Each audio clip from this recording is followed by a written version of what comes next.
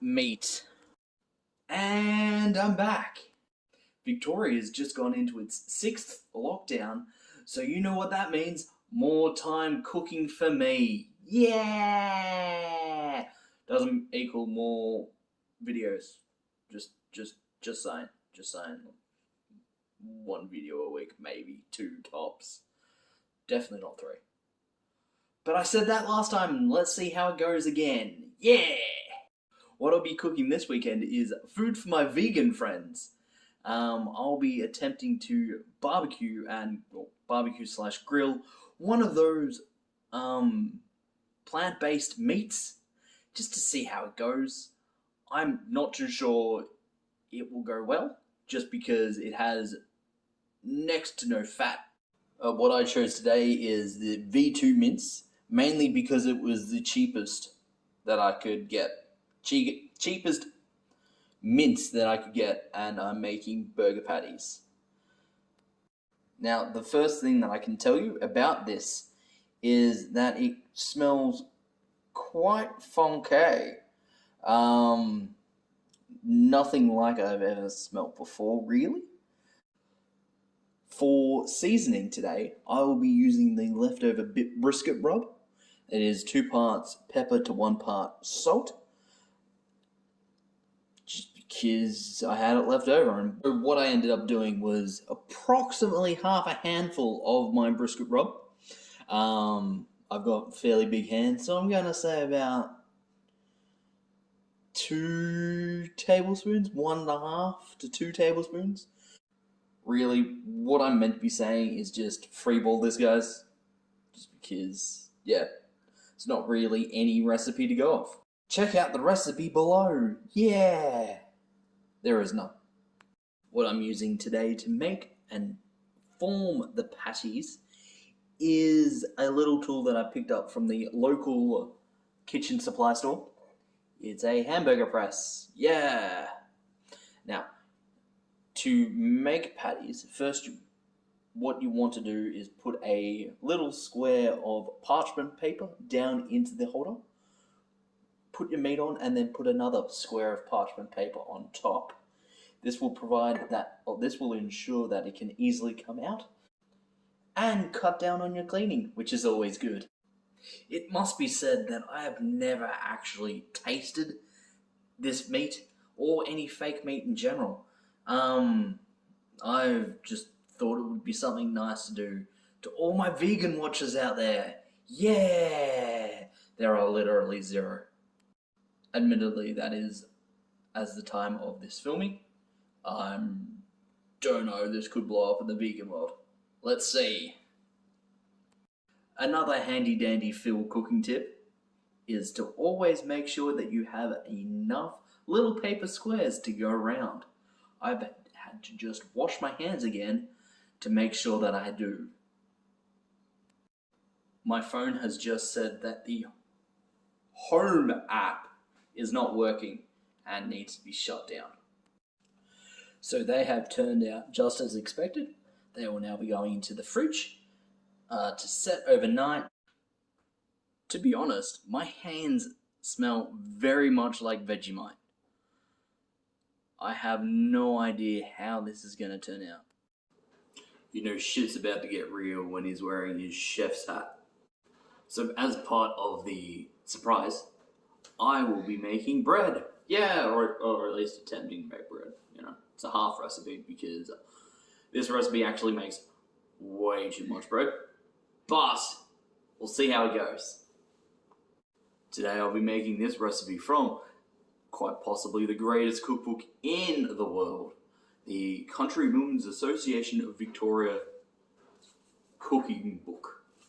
Not this one specifically, because this one doesn't have the recipe for bread. This is a version from the 80s. I've taken this recipe from one from about 2008 to 2012. Yeah. Unlike all my other cooking videos, I've actually prepared stuff for this one, so it's just a simple pour-in session.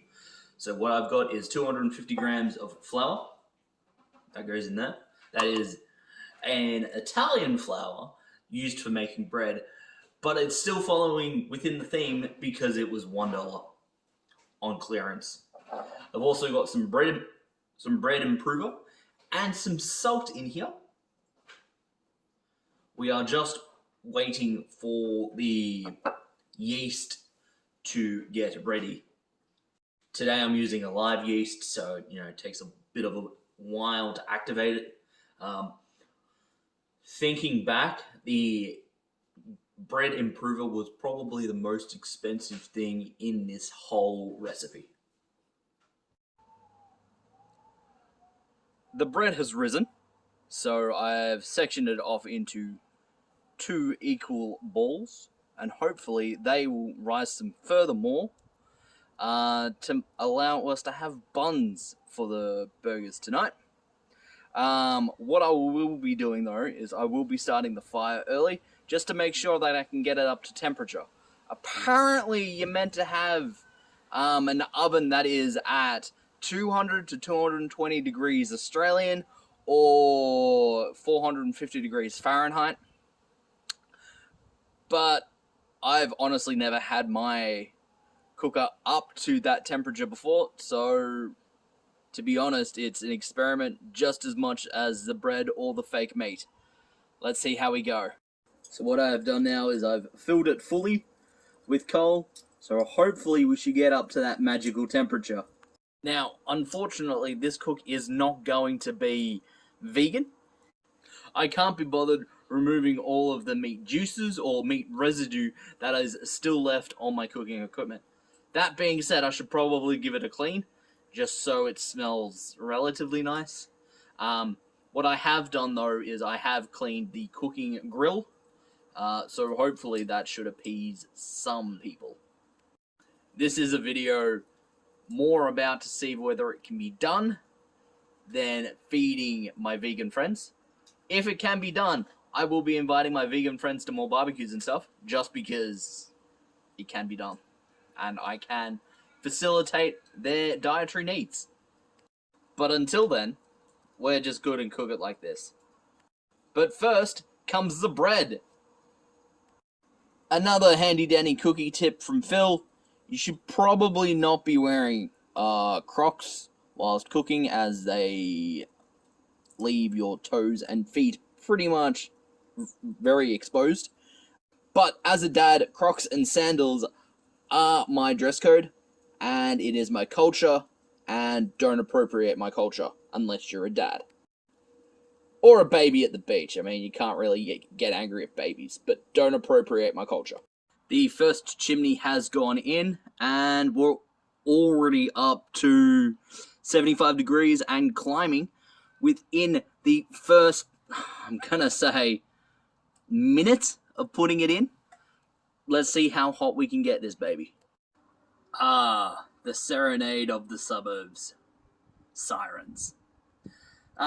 So we have let the buns rise some more, and they've actually turned out to be quite sizable.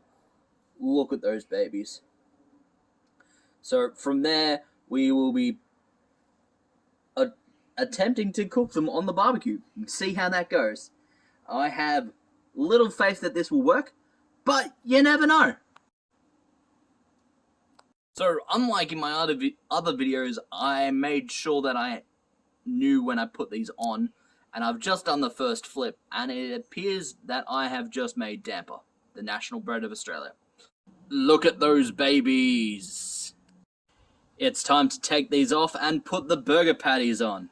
As you can see, there's a little bit of cheese there, so obviously they're not going to be vegan. We'll put the buns back on once the burgers have cooked, just to heat up again for a little bit of extra warmth. Because I had the top open for so long, we're now operating at around about 150, but that's probably going to go back up to 175 degrees Australian, or as you can see, approximately 300 to 375 degrees American. After the first flip, they are looking nice and golden-ish brown. I'll go get the glaze to put on one of them at least. Most glazes that you can make are actually vegan. However, because I have used drippings in this one, it is not vegan. So please keep in mind that to not use animal products in your vegan sauces, vegan glazes. I don't know. This has happened, and there is now glaze on both sides of that patty down there. I'll put it on to bake in for a couple of more minutes and flip them again and put the cheese on to melt. Look at these little babies. Funnily enough, they smell like corn, like processed corn. Bad off-brand cheesels, etc. So that turned out actually pretty good. Better than I was expecting. It certainly had a denser consistency to what I'm used to from meat. There wasn't as much fat, but there still was plenty of flavor. Realistically, if you can be bothered cleaning your grill or getting a new one, I have no reason to say that, it can't be cooked in a way that replicates normal cooks, so on a barbecue. Next up, I'll probably try and smoke some, see how that goes.